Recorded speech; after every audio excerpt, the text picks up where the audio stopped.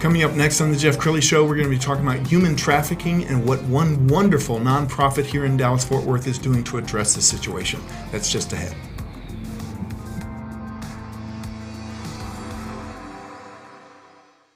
Many are predicting that the worst is yet to come, which is unfortunate, said one person here.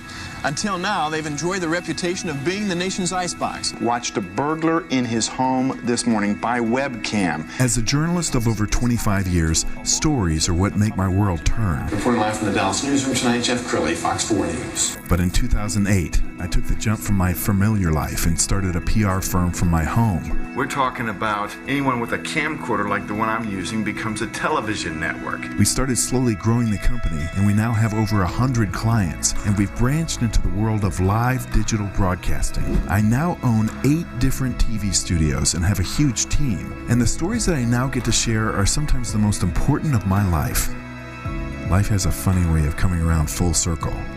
This is the Jeff Crilley Show.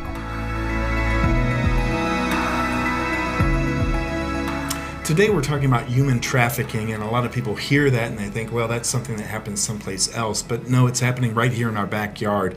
To talk about that today, Alicia Bush, she is the founder of Treasured Vessel Foundation, and Senator Angela Paxton. Thank you so much for coming on the show. Thank you so much for having us. Yeah. Glad to be here. Let's start with you, Alicia, because I know you and I met several years ago, and you have a really cool story about how this nonprofit started. Tell that story. So, my husband and I became aware of human trafficking. He actually went to a men's breakfast years before we started the nonprofit. I left my career to really go on this journey of what was I created to do.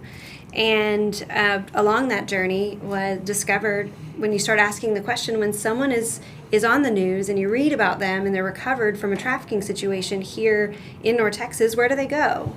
And as we began asking that question, we came up pretty empty-handed with if they're a runaway and they're a minor, they go to jail because running away is against the law.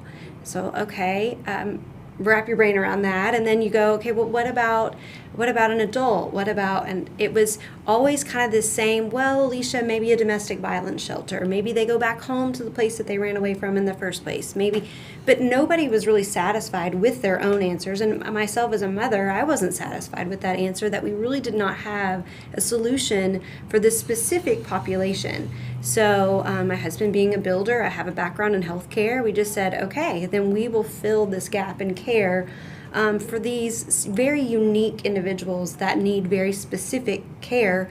And then we started Treasured Vessels Foundation to really bridge the gap.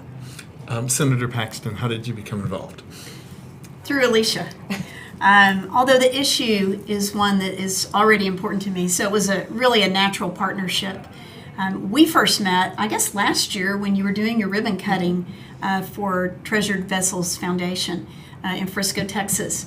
And I met Alicia. I heard her passion for the issue and this really unique role that TVF fills. As Alicia said, I mean, there are so many specific needs. You're talking about predominantly young women who are coming out of an incredibly traumatic situation on every front. And they need help to understand what's happened to them. They need help to understand how to heal, to have their worth as a human being restored. And so, when I saw what they were doing and I saw Alicia's passion for what they were doing, I said, how can I help? And of course, my background, I'm a mom of 4 with 3 daughters. I was a school teacher, a high school math and physics teacher, and a school counselor for over 20 years before I ran for the Texas Senate. But one of the bills I'm most proud to be part of in our last session in 2019 was the Human Trafficking Omnibus Bill. And one of the things about this situation is how do you prosecute, how do you get your arms around the issue when in many ways some of the actions aren't really criminalized at this point. Anyone would look at it and say that is wrong, but you can't convict someone of a crime, you can't arrest someone for just doing something that we would all say is wrong. There has to be a crime. There has to be a law. And so it's a maturing issue with awareness, but that's how I got involved with Alicia, and I'm excited about what we're going to be able to do together. Outstanding. Well, we found an amazing video that we want to share with you now.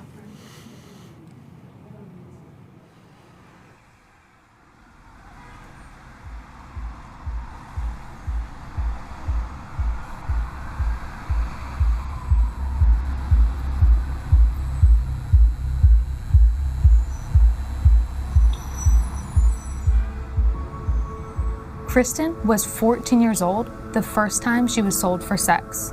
Raised in a broken and unstable home, she was forced to look for affirmation in dangerous places. Through social media, she began a friendship with Jeremy, and after a few months, met him at a party. Kristen quickly found out Jeremy was not who he said he was. He tricked her, trapped her, and trafficked her. Kristen is no longer a 14-year-old girl longing for affection.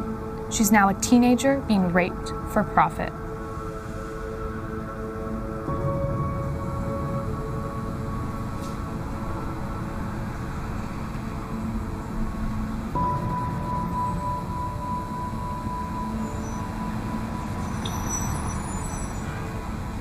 Statistics are the only thing that represent these young girls.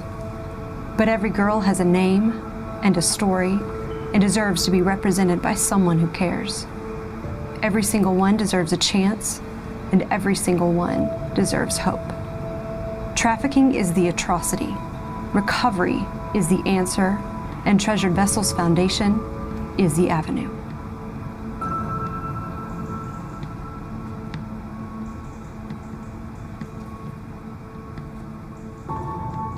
Such a powerful video.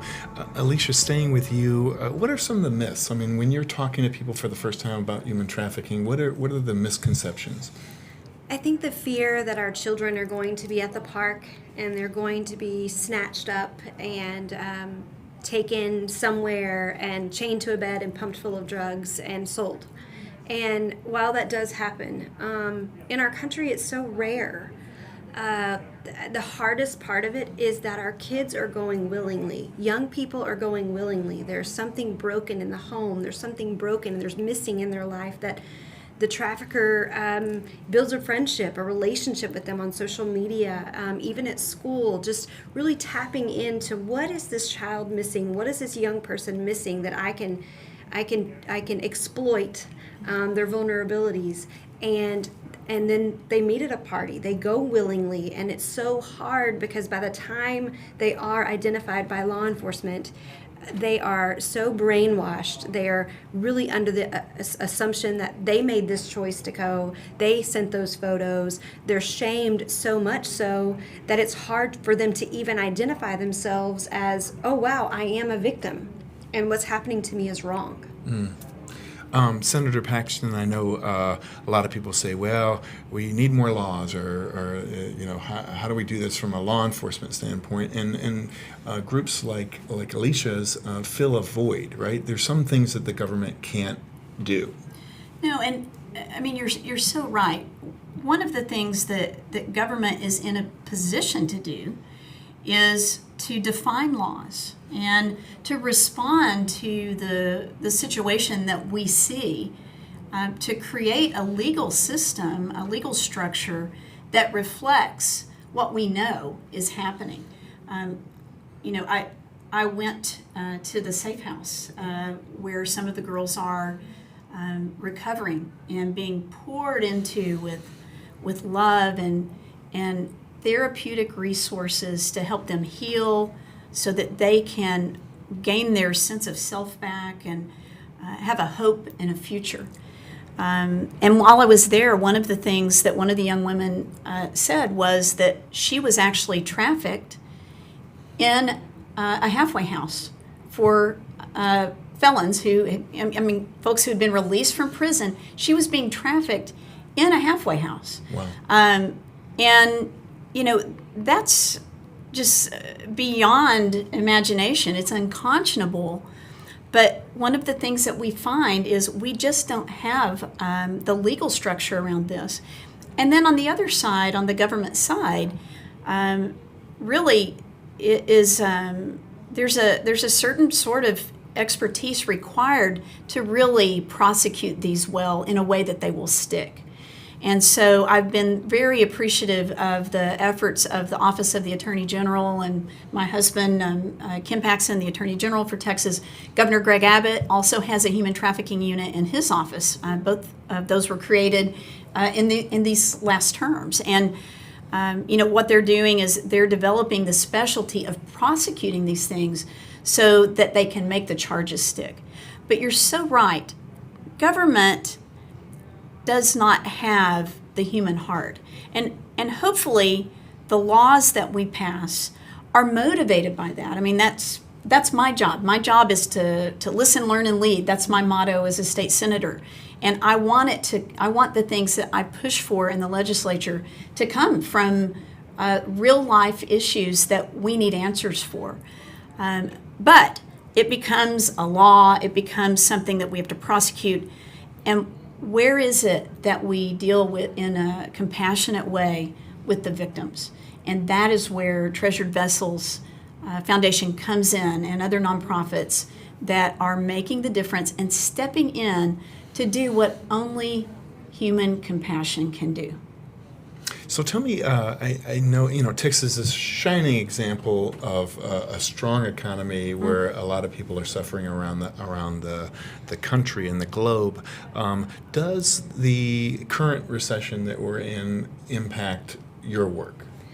Yes. In the fundraising efforts, yes, but also we're seeing an increase of online ads for the demand. So as the demand increases, the supply is increasing. So we are getting more and more applications during this pandemic than we can even be able to serve based on our capacity. So it has been an interesting dynamic, because you would assume with the economy and things, maybe it would decrease. But we're seeing the online uptick because of children being online and having and people, the buyers, the Johns, having access to more and more young people. So it has been devastating on fundraising efforts as far as not being able to hold events and just the practicals. So we've all gotten pretty creative. Sure. As our goal is to expand our services, not only across the what we're doing now, but across the state and across the nation eventually. We've got a couple of pictures we want to share with the audience. The first picture, I think, is of your lovely family, Alicia. I don't think this is a recent picture, No. right? They've grown a little bit since then. They have. Tell me who we're looking at. So that is my youngest. He's a surprise. 6. His name is Boston, and then 11-year-old Britton, and then a 13-year-old now. I have a teenager, Olivia, and my husband and best friend, Brandon. Oh, that's cool. And that was taken at a fundraiser? It was one of our very first, we called it Sticks and Bricks. It was kind of our coming out in Dallas as a nonprofit event. And it was so interesting because in that time, I think I'm fundraising but you're fundraising for a problem no one even knew we had, for a solution no one even knew that we needed. So to see that many people turn out and say, I want to find out what this issue is, and the curiosity of it, and then the really passion and support of the community has just been really overwhelming on so many levels. Yes. Senator Paxton, we'll give you the final word. Why should people listen to this? Why should people care? I mean, a lot of people, I think, sit at home and they watch and they say, well, that doesn't impact me. That doesn't impact my family. Why should they care? Well, you look at something like this, and the video that Treasured Vessels Foundation that we watched earlier has put together is just so beautifully done in communicating the urgency of this. The state of Texas, we're first in a lot of great ways, but one of the ways we don't like being first is being at the top of the list in human trafficking. We know that in the state of Texas, every day there are over 300,000 people being trafficked, and that would include sex trafficking, but also there are many other types of trafficking where people are being forced into a type of servitude, really against their will, and they're being exploited. So, Houston as a port city is one of the worst cities in the nation, And we don't want to lead there. What we want to lead in is making a difference and turning the tide. And so the reason that we all need to be involved in this is because many of the folks that are rescued out, oftentimes it is because someone just saw something that didn't add up.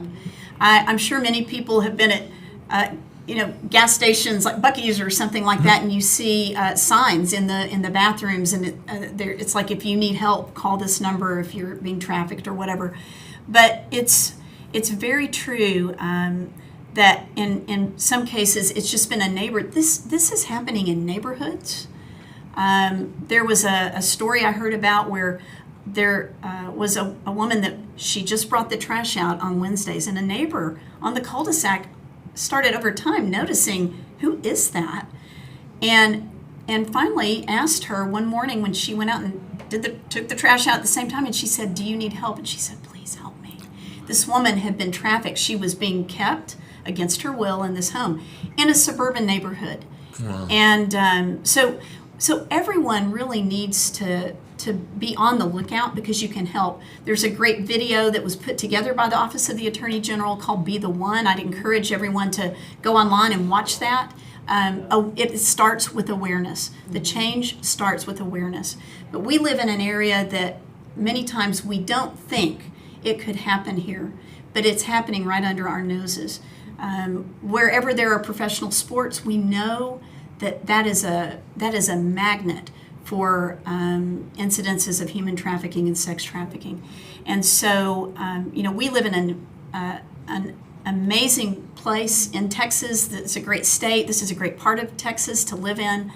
But at the same time, there are always people looking for ways to make money, to use other people, and we don't want it happening here. And so I would really implore everyone to find a way to get involved. We have a luncheon coming up and next week, and I guess that might be a good segue for that, but I'll be part of that. I'm speaking at the luncheon. Perfect. And we're going to be raising some money to help these young women get the life that they deserve. And is there still time to get a reservation at the luncheon? There is, I think, unless I talk to the staff right now. We actually ended up expanding our guest list. Cool. We were in overflow. So, wow, that's wonderful. Which if you can't get a ticket, then we'll just do another event. You there in? You go. I'm in. I am all in. I am all in. I love it. This has been a great segment, and thank you for all the work that you guys are doing in the community. I appreciate that. We're going to end with the website so everybody can get in touch. TreasuredVesselsFoundation.org is the website. Alicia Bush and Senator Paxton, thank you so much for sharing your kindness and your servant heart. Thank you, Jeff. You bet. And that's it for now. We'll see you next time.